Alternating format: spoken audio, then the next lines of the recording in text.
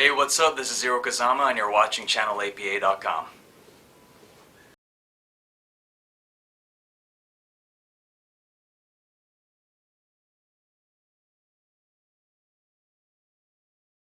Long story. It started with like an audition. I guess MTV was doing like a national audition for the thing, and I went for it. I was really sick of the auditioning process at that point. It was just I was either getting really stereotypical buy me drinky kind of roles, but not that extreme. So I was like, how can I really have fun with this audition? I mean, the whole thing is, sometimes they mask the real project by setting up like a fake audition. So this one revolved around a game show involving ninjas.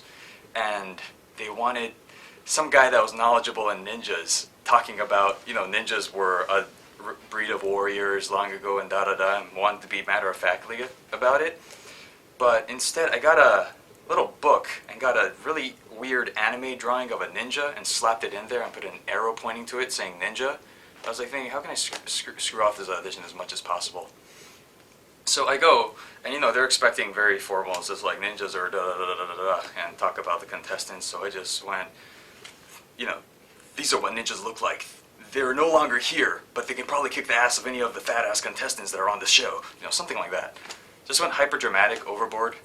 Didn't hear from them for like a few months, and I was working on this project called Dark Island, which is I think gonna release like sometime by the end of this year.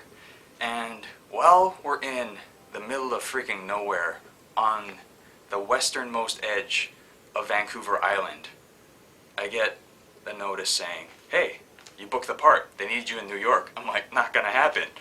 It's like hard enough getting cell phone reception or internet access here. I mean, the town population was probably like less than 1,000, and they all knew we were there by, I don't know, the day after we got there.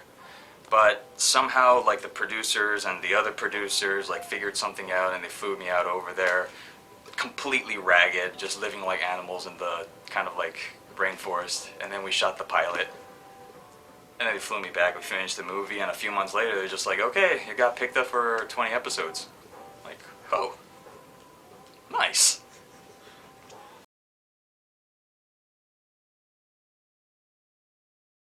I wish I could say yes, but you know what? Like, my goal was to come here and work on like feature films, kind of like sci-fi action stuff. That's the stuff I'm really interested in.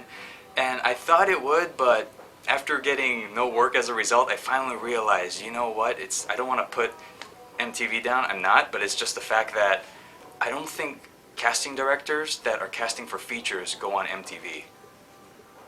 Because, they're mostly reality now, so I don't think they're looking for dramatic leads there, so,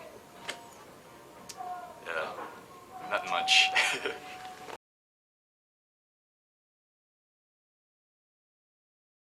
Yeah, I'm actually flying out to New York on the 28th, about a week from now. I think they're going a bit more extreme and a bit more creative. Like, they didn't even tell me any details, but they told me something about Ron Jeremy doing this prank. I don't know what they're gonna do, but hey, sounds awesome.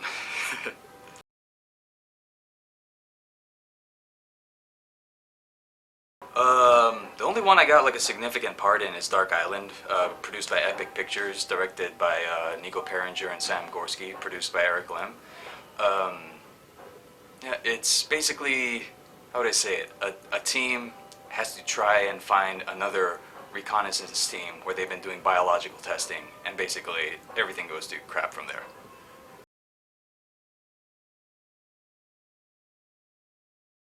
See, that's like a multi-layered question because it's kind of like I'm trying to direct my career depending on like what kind of intentions I want to fulfill, and ultimately, like as an actor, I really want to progress Asian Americans to actually be accepted as Americans instead of films that just incidentally, we need the Japanese guy or we need to fill a stereotypical greedy banker, or something along that line. I mean, you go to the UK, you ask anybody's ethnicity, even like an African person, you ask them what's your ethnicity, they'll be British.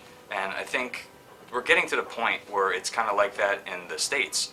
I mean, African Americans don't identify with Africa, and with Asian Americans, we're getting to the point where the generations are so disconnected where they're pretty much just Americans. They don't speak a lick of their native language, they're not familiar with the culture at all. And I don't think mainstream America really has that in their head yet, that we're full-blown Americans at this point.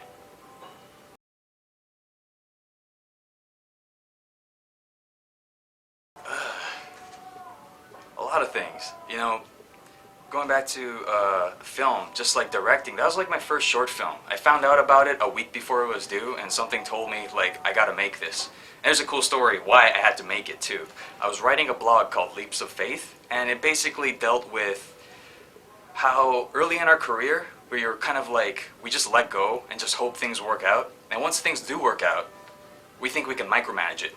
And then crap kind of goes like downhill usually, because you're like trying to be so controlling, right? So it's just about just letting go and just having faith and just keeping release no matter where your level of success is.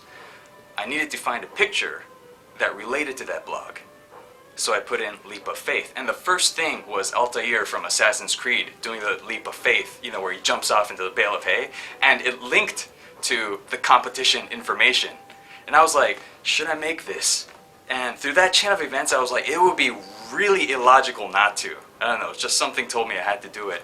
So, wrote the script in about an hour, then started shooting 2 days later. Like on the first day, I didn't know who was going to come in the next day, but somehow it all worked out. Got it edited, scored, everything was done. And for me, that really just made me realize that I think I probably could direct.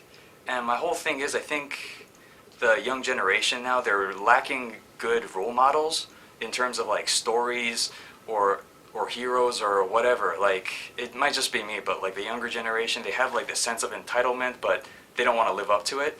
And I think we need like archetypal stories or figures that can kind of transmit like the consciousness that you need to live up to what you want. And you have to leave a lesser self behind, you know, the classical stories, but I definitely like to get involved in projects that kind of tell those kind of tales.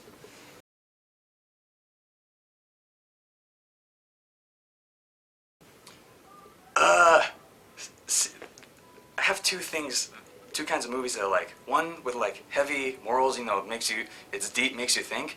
And I'm not gonna lie, I like Transformers. You know, it's just like people are like, there was no story. Da da da. Who cares? It's like you're just like entertained for the entire 2.5 hours. You know what I mean?